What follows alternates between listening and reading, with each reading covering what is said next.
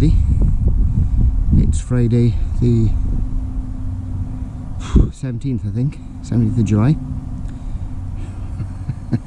And yet another blisteringly hot day. And so I say welcome to living la dolce vita.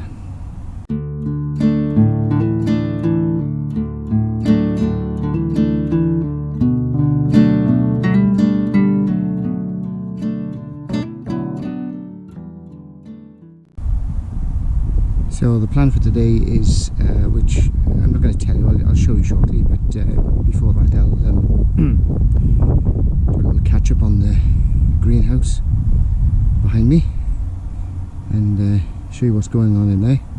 I'm taking 5 seconds, whatever, a little whiff on the chair, because as I say, it's very hot.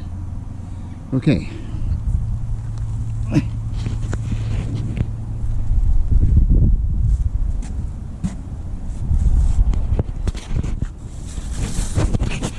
I'd just explain this, at least this is my theory behind it. You can see the greenhouse door is ajar about 2 or 3 inches, and the reason for that is the gap is not big enough for a cat to get in. I mean, a mouse will get in, I suppose, or a rat, but certainly a cat won't, because there's quite a few cats around here. And the rationale behind it is this.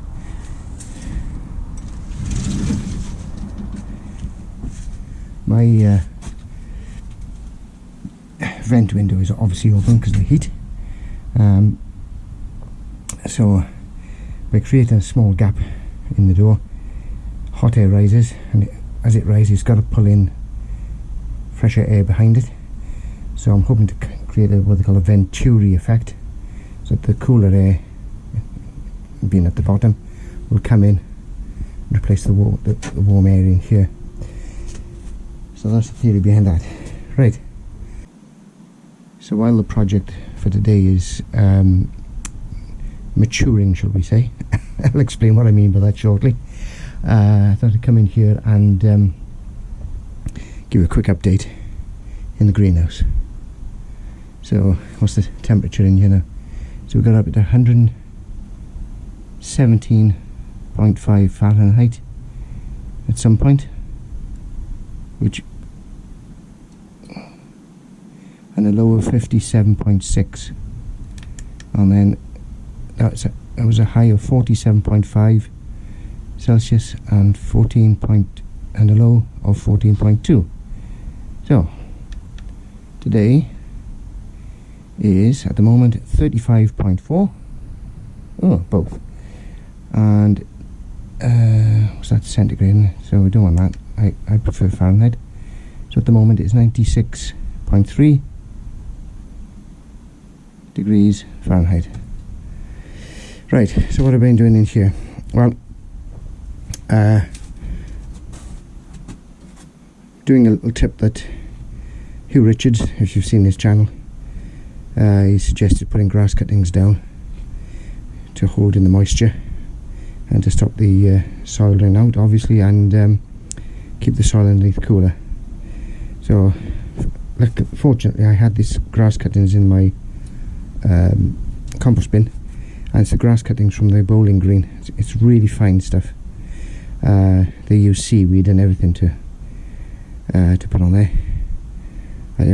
I have asked them if they use any chemicals like weed killers or anything to deter worms, or leather jackets, more to the point, and they say they don't use anything. I don't know, but we can only take them at their word. So I've covered the whole area with grass cuttings now, and as you might have guessed, I'm already harvesting tomatoes.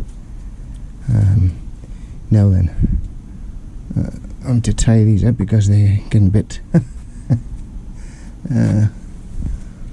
right, I don't want that one outside of me. I want that inside, because when the vent closes, So not too bad. It hasn't been a very good year this year for tomatoes, quantity wise, but you know, I've had good amount of garlic, and cucumbers are doing well, as you can see here. And there's one down there as well. I need to start getting rid of these. I'm giving them away left, right and centre as it is. What else can I say? Basil, crikey, that's growing like at a rate of knots. I'm going to have to chop all this back to encourage it to grow more. Peppers, chilies, they are coming, but I don't know, they're slow as anything. So I don't know. Anyway, later what I'm going to do, I'm going to trim all these back to a joint down there so that they can carry on growing, because obviously it's going to seed now and I don't want it to go into seed just yet. Right, let's pick that little one in there, because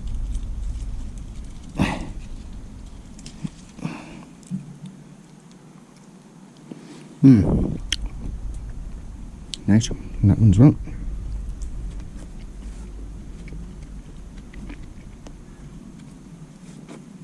Lovely. And we've got these, I think these are cos lettuce. They're coming up, crikey. I've got more lettuce than I can handle it now at the moment. Right, let's adjourn to the project that I was alluding to. I'm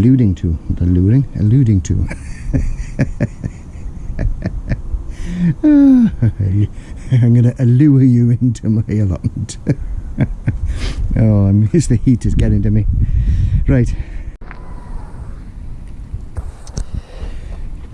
so today's little project is, as you can see, I've already done this section here. Now this one's looking a bit sorry for itself because it's a transplant from yesterday. So it's obviously they always do that when they transplant them. Hopefully it'll come. And these are purple sprouting, I believe. I think that's what they are. So what I've done, or what I do, is I pre-water a section, give it a good dose of water so it softens the ground, and then that enables me to hand weed easily, or more easily. But you know, with this sort of, it softens the ground up for me. But if I try to do it in this hot weather, you know, it won't be impossible, but it'd be a bit more time consuming. Anyway, so I come down pre-water, give it time to soak in, and then I can hand weed. Then what I've been doing is a little experiment, and there's no reason why it shouldn't work. Now, purple sprouting is quite a tall plant. It'll grow up to about 2 feet, maybe 3 feet, I don't know. So underneath is all bare soil, so I thought I'd plant some green manure underneath it, what they refer to as underplanting. And what I'm planting is clover, but it's crimson clover as opposed to red clover. Now, crimson clover, I think I'm right in saying, is an annual, which means it grows in the current year and then dies, especially if you have a hard winter. Whereas the red clover is a biennial, which means, you know, it'll grow back, and the only way to get rid of it is either spray it with weed killer or to dig it in. And I try and not to do the digging as much as I can, mainly to save my back, but also to save time, and also it's supposed to be better for the soil. Anyway, so I don't know if you can see the seeds I've already put in.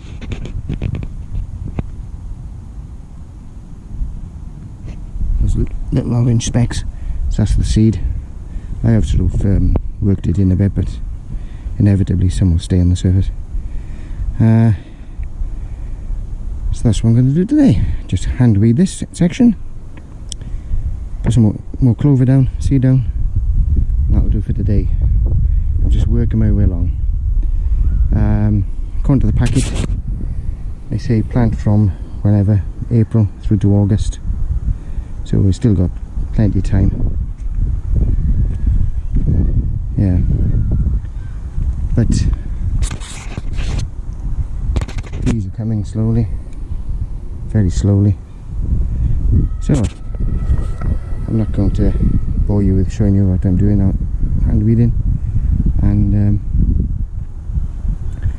I'll see you the other side once I've weeded this patch, and then I'll show you myself putting a bit of clover down. Bye for now. That's that little section weeded. Now then, just over halfway. So what I'm going to do now, obviously this netting will go back, and then I'll work from that end then up to this way, because obviously I don't want to pull in the whole lot of netting off. I can just do half and half, if that makes sense. Right, I don't know if I did mention the reason behind underplanting, but A, it's to keep the open ground covered, you know, no bare soil, so it'll hopefully keep the weeds down. Being clover, it'll put nitrogen back into the soil. Whether these plants can access it, I don't know, but that doesn't matter, because next year, trying to decide what, well, next year I'm going to be moving these bean poles, all this is going to be moved, and I'll show you, if I remember, I'll show you where these are going to go next year, for next year. And the reason for that, I want to, from the strawberry bed, which is more or less a fixed item, so I want to, from there all the way up to the edge is going to be open, so that I can grow, you know, got more flexibility, because as it is I'm trying to fit things in between so-called fixed infrastructure. So by doing it this way, I can work from that edge up there, work my way along here until I, well, run out of space basically. And chances are I'll probably may put some onions in this space. Right, I think that's it. Yeah,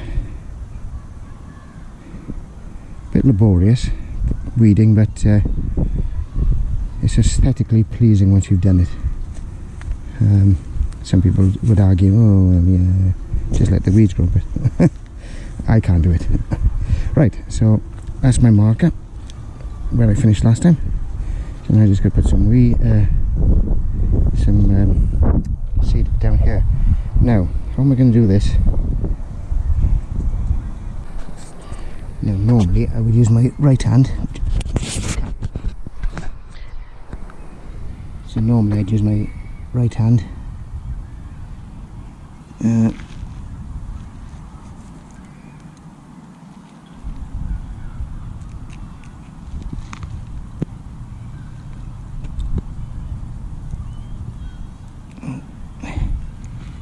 Actually, I think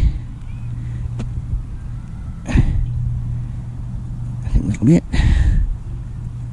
Now then, just gotta work that in a bit with the wolf tool.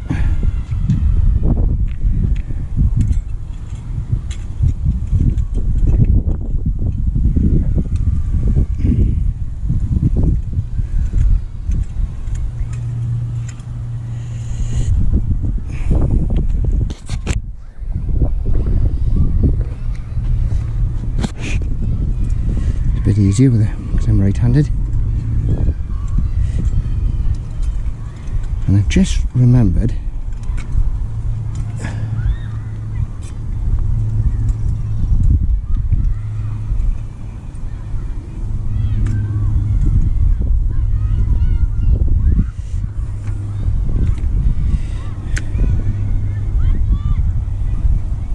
so when I was doing green manure before,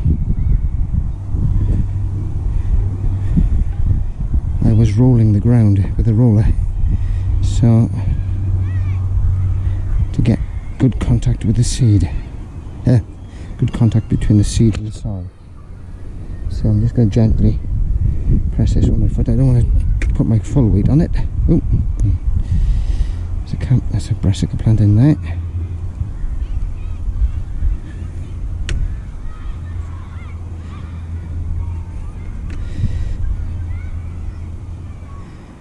And I've got cabbage white butterflies floating about here, so I don't want them laying eggs on these bare plants while my back is turned before I put the netting on, because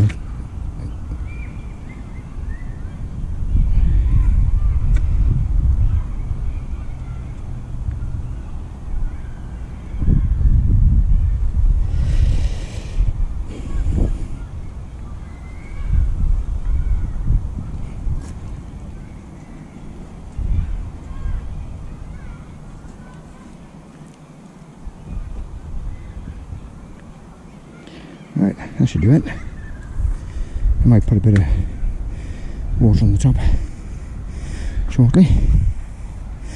Now then, whew. Move the marker. So I think I'll be going to there. As I say, I'll be working from that end on the next time round. So all I'm going to do now is give it a little bit more water, and then just cover back over. Bye for now. Okay, there we are. Netting back. I should keep the cabbage weights off, hopefully.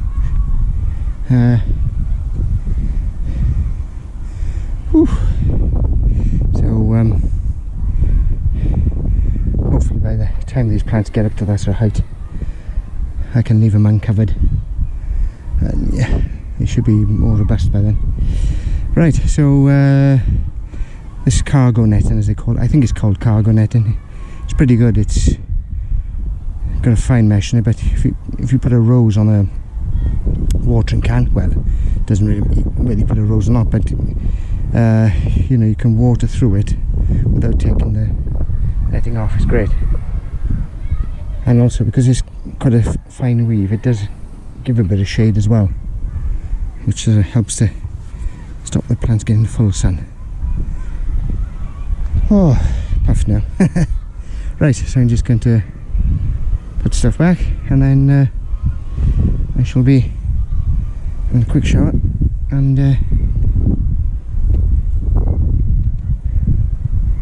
then what? I don't know.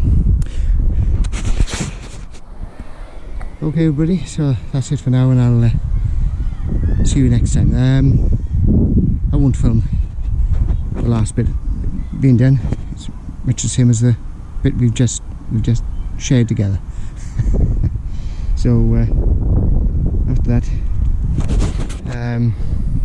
I'm now starting to think about cutting these broad beams down and get any leftover pods that are in there. They'll be only fit for seed for next year. Now then, just before I finish, don't know if I did film it, but I don't know if you can see.